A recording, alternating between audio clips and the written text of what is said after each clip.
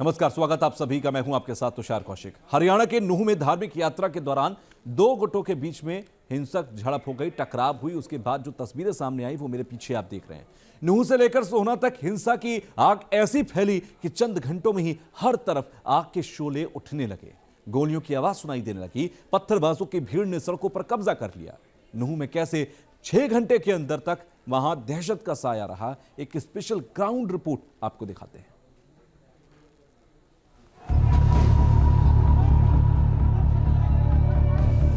बच्चे खूब रोए, काफी चिपट गए हमारे, और हमने खुद ने डर लगा, अंधे हो गए, आंखन से दिखे ना, और गोलियां में भटाभट हमारे बर्तन में लगी गोली। हम तो घबरा गए, काल जैसे हमला हुआ है ना ऐसे, तो हम घबरा गए जी बहुत ज्यादा। देखिए कल से बाहर आए नहीं है। हिंसा के चश्मदीदों की ये आप बीती हिला देने वाली है, तस्वीरें टहलाने वाली है। देश की राजधानी दिल्ली से सिर्फ 85 किलोमीटर दूर हरियाणा के नूह में दो गुटों के बीच हिंसा की एक ऐसी आग फैली कि कोहराम मच गया।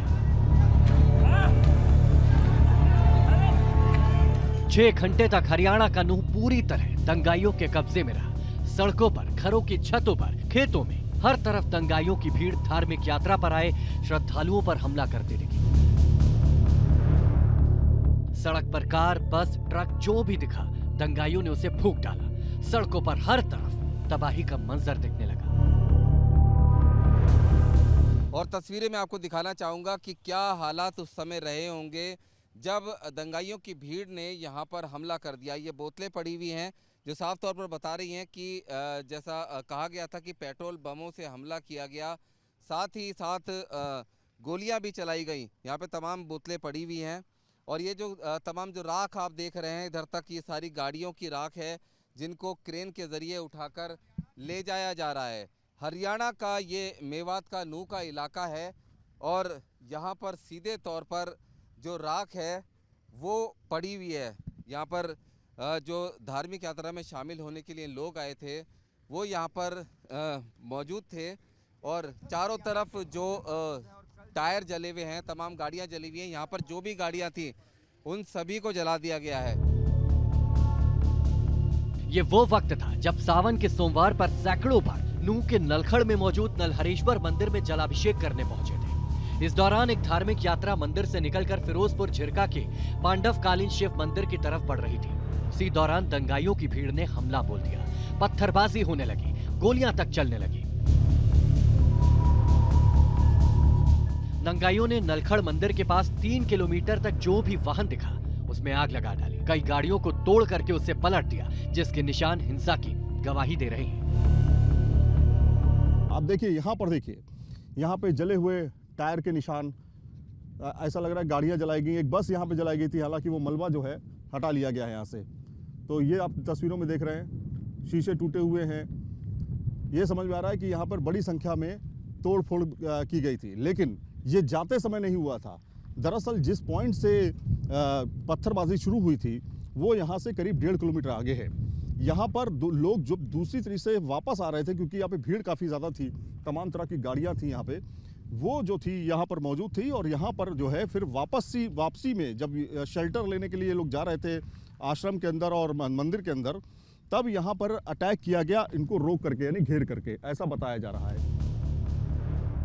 दावा किया जा रहा है कि पुलिस के सामने ही सड़क पर गुजर रही गाड़ियों पर पथराव होता रहा। दंगाई बेखौफ होकर आगजनी करते रहे। जिस वक्त हिंसा भड़की उस वक्त विश्व हिंदू परिषद के महामंत्री डॉक्टर सुरेंद्र जैन ने मौके पर होने का दावा किया है। सुरेंद्र जैन ने दावा किया कि दंगाइयों ने चारों तरफ से घेर लिया था और गोलाबारी की, जिससे लोग जान बचाने के लिए भागने लगे। हमने ठीक 1 बजे यात्रा शुरू कर दी दोपहर में, और शायद 1:10 पर पहला हमला यात्रा पर हो गया। घेर लिया आगे से और पीछे से, गोलियां चलानी शुरू कर दी। पेट्रोल बम इकट्ठे थे वो फेंकने शुरू कर दिए। मोर्टार से गोली दागी गई, और जब चारों तरफ से घेर लिया, उनमें मैं भी था, और गोली मेरे कान के पास से होकर गुजरी है। मेरी कार तो उनका निशाना थी। ये सीसीटीवी तस्वीर साइबर थाने के होने का दावा किया जा रहा है। कुछ श्रद्धालुओं ने अनाज मंडी के साइबर थाने में शरण ली थी। तो दंगाइयों ने बस से टक्कर मारकर साइबर थाने की दीवार तोड़ दी और अंदर घुसकर तोड़फोड़ की। यहाँ डायल 112 की गाड़ियां जला दी। आप देखिए तस्वीरों में, पहले ये है पुलिस स्टेशन साइबर क्राइम नूह, और नूह के पास में ही घर मतलब जो ऑफिस है उसके पास में ही आप तमाम गाड़ियां जली हुई यहाँ पर देख रहे हैं। यहाँ पर सीधे तौर पर अटैक किया गया था और ऐसी तमाम गाड़ियां जो हैं जली हुई कंडीशन में यहाँ पर देखी जा सकती हैं। यहाँ पे आप देखिए इस बस को जो है बाकायदा अंदर हिट करने की कोशिश की गई है, जिसकी वजह से दीवार पूरी ढह गई है। आप तस्वीरों में देखिए पूरी बस जो है तहस नहस हो चुकी है। इस बस का इस्तेमाल किया जा रहा था पुलिस द्वारा और यहाँ पे पूरी बस जो है अंदर डाल दी गई, जिससे ये पूरी जो वॉल है, पूरी दीवार जो है वो पूरी ढह गई है और बस को भी नुकसान पहुँचाया गया। बस के शीशे देखिए आप तोड़ दिए गए हैं पूरी तरीके से। तो इस तरह से नुकसान पहुँचाने की कोशिश जो है वो की गई है इस पूरे दंगे में। दंगाइयों की भीड़ ने दुकानों में भी आग लगाई। मंदिर के पास तक हर तरफ दहशत का मंजर था। बाद में एकदम दंगाई आए, पता नहीं कौन थे, उन्होंने कपड़ा लगा रखा था, पहचान में तो आए नहीं। तो आप इधर थोड़ा कैमरा करके दिखाओ, यहाँ तक आ गए थे जब उन्होंने गोलियां चलाई गाड़ियों के ऊपर, आदमियों के ऊपर। जी हमारे बच्चे खूब रोए, काफी चिपट गए हमारे, और हमने खुदन ने डर लगा, अंधे हो गए, आंखन से दिखे ना, और गोलियां में भटाभट हमारे बर्तन में लगी गोली। सारे डरे हुए हैं, ये रात को परेशानी बहुत ज़्यादा हुई है। हाँ, हम तो घबरा गए, काल जैसे हमला हुआ है ना ऐसे, तो हम घबरा गए जी बहुत ज़्यादा। दंगाइयों के हमले से बचने के लिए कई श्रद्धालु मंदिर की तरफ भागे और मंदिर में शरण ली। जानकारी के मुताबिक 200 से ज्यादा लोग मंदिर में 6 घंटे तक दहशत के बीच फंसे रहे, क्योंकि मंदिर जिस जगह मौजूद है वो पहाड़ियों से घिरा हुआ है और दावा किया जा रहा है कि पहाड़ी से भी दंगाइयों ने गोली चलाई। ये मंदिर का प्रेमिसेस है। मैं आपको दिखाना चाहूँगा कि यहीं पर चारों तरफ ये अरावली की पहाड़ियाँ हैं और अरावली की इन पहाड़ियों के ऊपर से भी ऐसा कहा जा रहा था कि फायरिंग की आवाज़ें लगातार आ रही थी, लगातार फायरिंग हो रही थी, जिससे कि जो तमाम लोग थे वो बेहद ज़्यादा दहशत में थे। यहाँ पर इस पूरे परिसर के अंदर जो श्रद्धालु थे उन्होंने शरण ले रखी थी, क्योंकि बाहर का नज़ारा भी आपने देखा कि तमाम गाड़ियाँ जला दी गई हैं। दंगाई यहाँ खेतों तक आ गए थे और यहाँ पर अंदर की तरफ जो यात्रा में शामिल होने वाले लोग थे और दूसरे श्रद्धालु थे उन्होंने शरण ले रखी थी। शाम 7 बजे मंदिर में फंसे श्रद्धालुओं का रेस्क्यू किया गया। उन्हें पुलिस लाइन ले जाया गया, फिर पैरामिलिट्री फोर्स की मदद से सुरक्षित जगहों पर पहुंचाया गया। मंदिर समेत पूरे इलाके में पैरामिलिट्री फोर्स के जवान तैनात होने के बाद हिंसा पर काबू पाया जा सका। लेकिन 6 घंटों में मंदिर के पास दंगाई किस तरह हमला करने के लिए हथियारों से लैस होकर आए थे, उसका सबूत भी न्यूज नेशन के कैमरे में कैद हुआ। न्यूज नेशन की टीम ठीक उस जगह पहुंच चुकी है जहां से विवाद की शुरुआत हुई थी। ये वो जगह है जहां से शोभा यात्रा निकाली जा रही थी। यहीं से आपको दिखाएं कि ये भव्य मंदिर है और यहाँ से शोभा यात्रा बड़ी संख्या में महिलाएं, पुरुष, बच्चे, तमाम लोग जो थे वो शोभा यात्रा जो हर साल निकाली जा रही थी, इस बार भी पूरा प्लान था और शोभा यात्रा जो है यहीं से निकल रही थी। लेकिन ठीक इस जगह के आगे जाने के बाद जो है वो बवाल शुरू हो गया और बताया जा रहा है कि कुछ लोगों का कहना है कि इसी तरह की पहाड़ियों का भी इस्तेमाल किया गया अटैक करने के लिए और इसी रोड से शोभा यात्रा जो है आगे बढ़ रही थी। नूह में हर साल धार्मिक यात्रा निकाली जाती है, लेकिन पहली बार इस तरह की हिंसा हुई है। हिंसा पर मेवात के मुस्लिम समाज का पक्ष भी सामने आया। दावा किया कि अलर्ट मिलने के बावजूद पुलिस ने सुरक्षा के पुख्ता इंतजाम नहीं किए। कुछ शरारती तत्व हैं, मैं ये कहूँगा कि जिन्होंने कुछ आदमियों ने चैलेंज किया सोशल मीडिया के माध्यम से, हथियार लेके आए थे, हथियार दिखाए भी गए हैं, कुछ फोटोज़ भी सोशल मीडिया पे आ रही हैं। लेकिन इस चीज़ की पहले ही 2 दिन 3 दिन पहले कुछ ऐसा था कि ऐसा हो सकता है, लेकिन पुलिस प्रशासन की तरफ से ऐसी कोई मुस्तैदी नहीं दिखाई गई जिससे ये रोका जा सके। अगर पुलिस पहले से एडवांस होती तो ये दंगा नहीं भड़कता किसी भी कीमत पर। नूह में हिंसा के बाद भले ही माहौल शांत हो गया है, लेकिन तनाव बना हुआ है। पुलिस ने मामले की जांच शुरू करके उपद्रवियों की धरपकड़ शुरू कर दी है। कर्फ्यू लगाया गया है। इंटरनेट सेवा भी 3 दिनों के लिए बंद कर दी गई है। Team news nation. नूह के अंदर ही दंगाइयों ने हिंसा नहीं फैलाई, बल्कि सोहना में भी उस वक्त हालात बिगड़ गए जब दंगाइयों की भीड़ सड़कों पर आ गई। कई दुकानों को आग के हवाले कर दिया। देखिए एक ग्राउंड रिपोर्ट।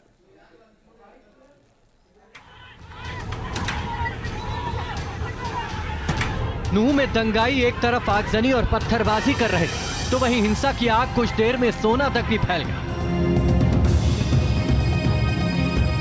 नूह में दोपहर 1 बजे हिंसा शुरू हुई थी और 3 घंटे बाद शाम 4 बजे गुरुग्राम जिले का सोहना भी हिंसा की आग पे जलने लगा।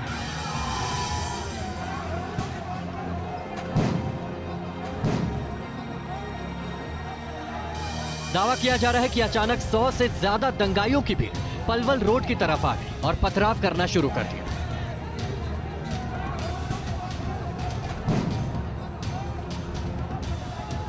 दंगाई भारी मात्रा में ईंट, पत्थर और पेट्रोल बम लेकर आए थे, जिनसे उन्होंने ये हमला करना शुरू किया।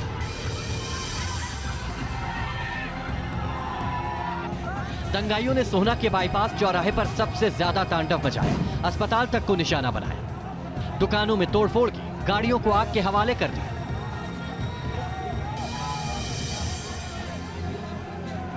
दावा किया जा रहा है कि इस दौरान दंगाइयों ने गोलीबारी भी की और करीब रात 10 बजे तक ये दंगाई उत्पात मचाते रहे। सोहना में स्थिति आज सामान्य जरूर है, लेकिन जो कुछ कल हुआ उसके निशान आज देखने को मिल रहे हैं। तस्वीरों में आप देखिए, एक अस्पताल को निशाना बनाया गया, इसके अलावा बाइक की एक दुकान उसको निशाना बनाया गया, जो ऑटो है उसको निशाना बनाया गया, छोटी छोटी दुकानों को भी निशाना बनाया गया। ये जो रोड है वो पलवल रोड है और पलवल रोड पे भी काफ़ी ज़्यादा दंगाइयों ने एक तरह से दुकानों को निशाना बनाया। हालांकि इस जगह पर जो नुकसान हुआ है वो सिर्फ दुकानों को ही नहीं बल्कि मकानों को भी निशाना बनाने की कोशिश की गई है। जानकारी के मुताबिक सोहना में दोनों ही पक्षों की ओर से पत्थर चलाए गए। सड़कों पर ईंट और पत्थरों के ढेर साफ पड़े नजर आते हैं और सवाल उठ रहा है कि क्या हिंसा की प्लानिंग पहले से थी। बताया जा रहा है कि दंगाइयों ने सड़क से गुजर रहे वाहनों को भी नहीं छोड़ा, उनमें तोड़फोड़ की और फिर पलटकर 5 गाड़ियों में आग लगा दी।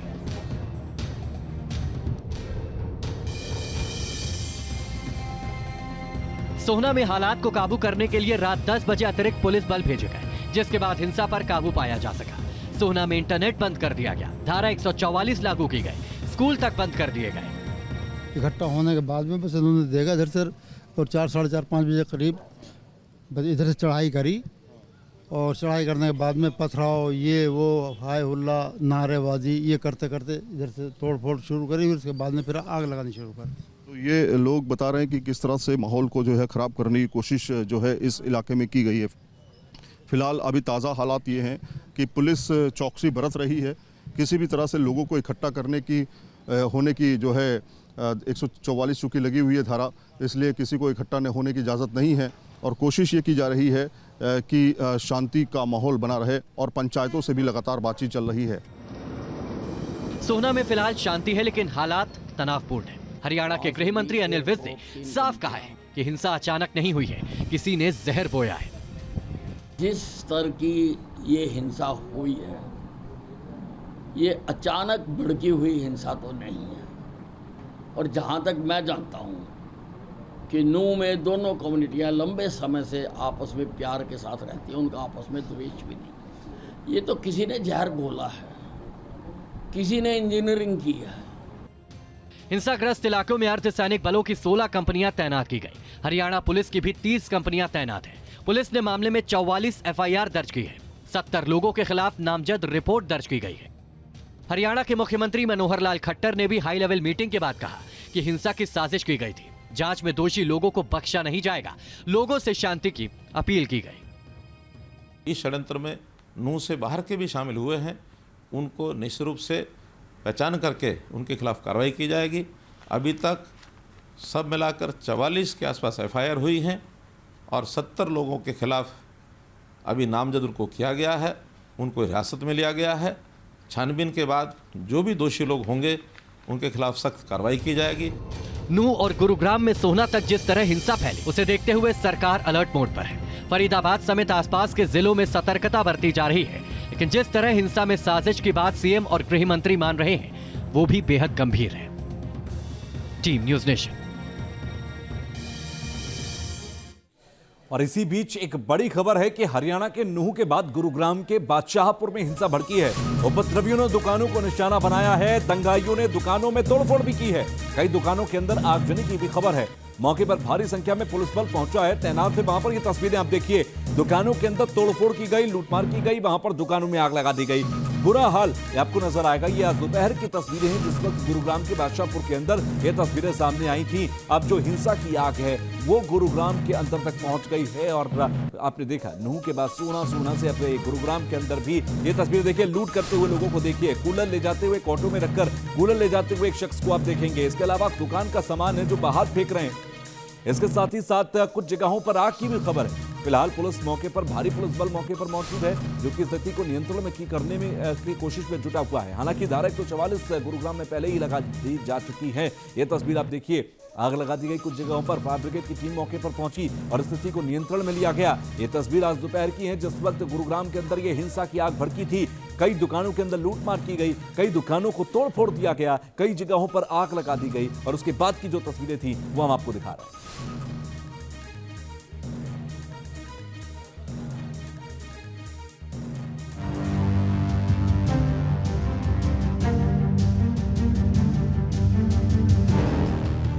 मेवात हिंसा की आग से साइबर सिटी गुरुग्राम भी नहीं बच पाया।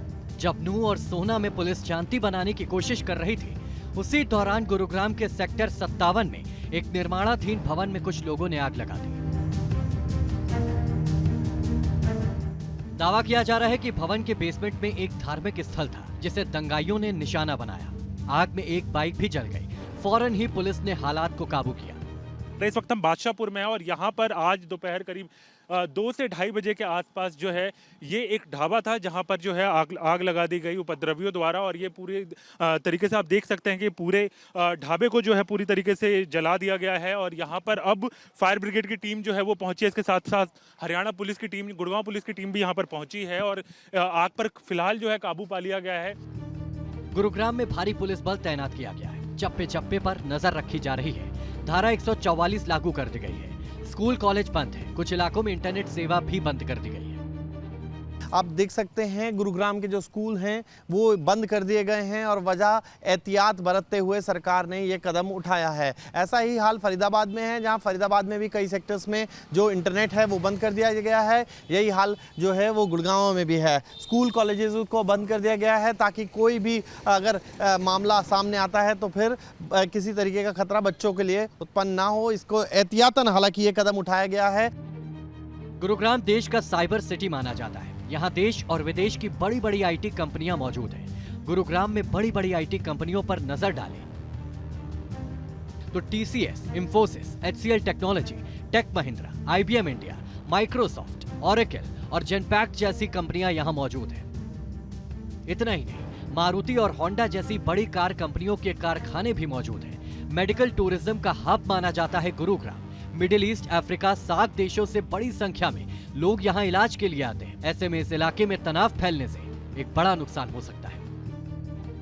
देश की अर्थव्यवस्था में गुरुग्राम के साइबर सिटी का अहम योगदान है। आईटी और इससे जुड़ी कंपनियां 30,000 करोड़ से ज्यादा का निर्यात करती हैं। इनकम टैक्स देने वाला देश का 9वां सबसे बड़ा शहर भी है।